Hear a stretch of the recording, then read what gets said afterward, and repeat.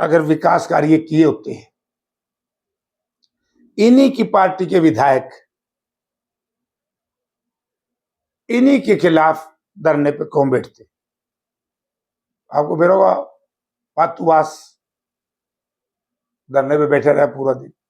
इसी से सिद्ध होता है कि विकास करवाना तो बीजेपी के जहन में नहीं, इन्होंने जात का जहर फैलाना इनके जहन में है।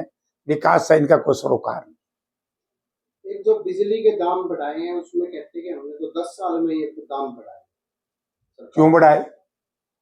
क्यों बढ़ाए? हाइडल प्रोजेक्ट लगाने चाहिए जिससे सस्ती बिजली तैयार हो।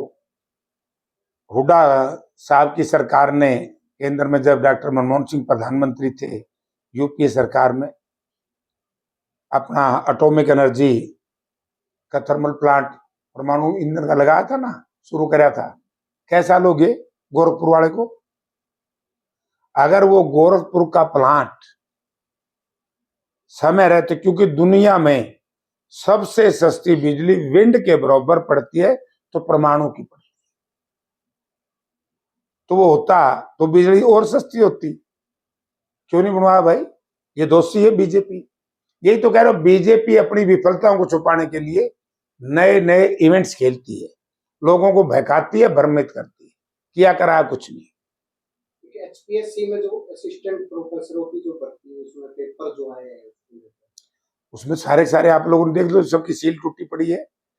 यानी कि जो कहते थे बिना पर्ची बिना खर्ची, आज खर्ची के बिना तो नौकरी नहीं बची।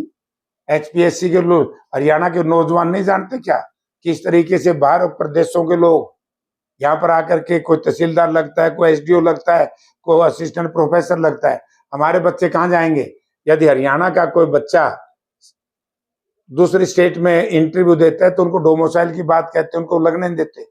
और यहाँ एक प्लांट स्कीम से हरियाणा प्रदेश की आने वाली पीढ़ियों को कमजोर करने के लिए, क्योंकि बीजेपी के यहाँ उनकी नीतियां और नियम में कोई विश्वास नहीं करता, इसलिए यहाँ के बच्चों को बेरोजगार रखने के लिए दूसरे प्रदेशों से भर्ती जो कर रहे हैं, बड़ी भारी चौतरफा इसकी निंदा हो रही है। एक जो अधिकारी भी है बाहर दूसरे स्टेट के यहाँ लगाने शुरू कर दिए।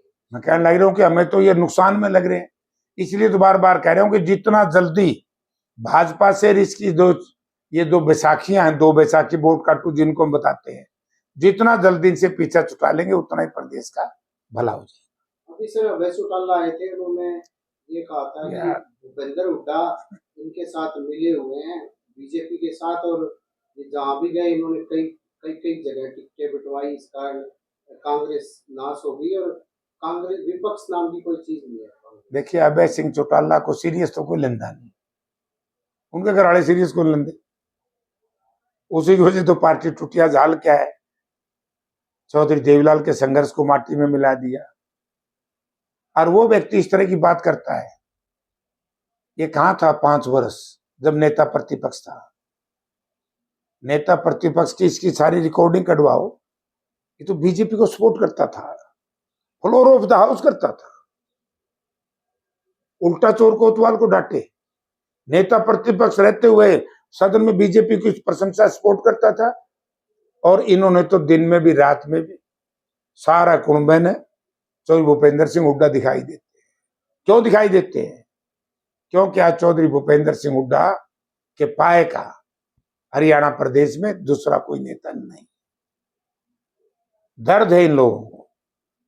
और दूसरी बात क्या है कि विपक्ष नाम की कोई चीज, कैसी नहीं विपक्ष नाम की कोई चीज? आज विपक्ष की वजह से ही चाहे देश की सरकार है, चाहे प्रदेश की सरकार है, भयभीत है। और विपक्ष की वजह से ही जो थोड़ा मोटा नियंत्रण है, तो आज कांग्रेस पार्टी और चौधरी भूपेंद्र सिंह हुड्डा की वजह से ही है। ये लोग तो उनके साथ मिले हुए हैं। और मैं क्यों कहूं, आज का बयान पढ़ लो, जो रणजीत सिंह ने क्या बोला है, उसी में सारी चीज हल हो जाएगी। मैं तो लोगों से एक ही बात कहूंगा, भाई साथियों, ये लोग समय रहते तो संभले नहीं। जब 6 साल तक राज था, जब तो हम किसानों के बेटों को सबको जेलों में रखा, झूठे मुकदमे दर्ज करके। प्रदेश में क्या हालत थी भ्रष्टाचार की, लोग डरते थे अमुक नेता यहां से निकल गया या बिल्डिंग पे भी कब्जा कराएगा। उन्हें तो ये गए भूल। अब ये लोगों को दोबारा से हरिश्चंद्र बनने का प्रयास कर रहे हैं। अब जनता इनको मुंह नहीं लगाएगी, जनता इनको परख चुकी है। और असेंबली का चुनाव का तो आप लोगों को पता है, सरसा में किस तरीके से खुला बीजेपी ने इनका साथ दिया, इन्होंने बीजेपी का साथ दिया।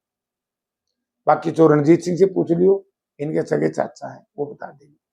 सर 9 जुलाई को एक देशव्यापी हड़ताल होने जा रही है। 12 ट्रेड यूनियन पूरा देशव्यापी हड़ताल कर रही है, क्योंकि कर्मचारियों की, किसानों की कई तरह की जो मांगे हैं, तो उसमें कांग्रेस पार्टी क्या समर्थन करेगी देशव्यापी हड़ताल में? देखिए, वैसे तो पार्टी का फैसला पार्टी करती है, ठीक है कि नहीं।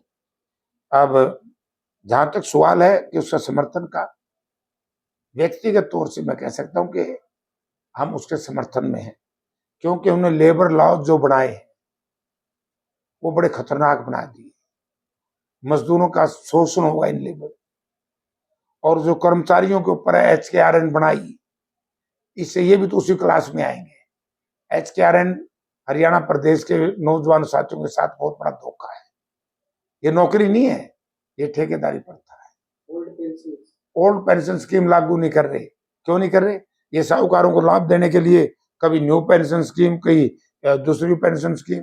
ये क्या सिस्टम है? ओल्ड पेंशन स्कीम लागू करो, क्योंकि ओल्ड पेंशन स्कीम लागू करते जो इनके साहूकार मित्र हैं, उनको पैसे का दुरुपयोग कैसे करेंगे? किसान भी उनका समर्थन कर रहे हैं, इनका देशव्यापी हड़ताल करना चाहिए। मैं खुद ही कह रहा हूं, हम भी करेंगे।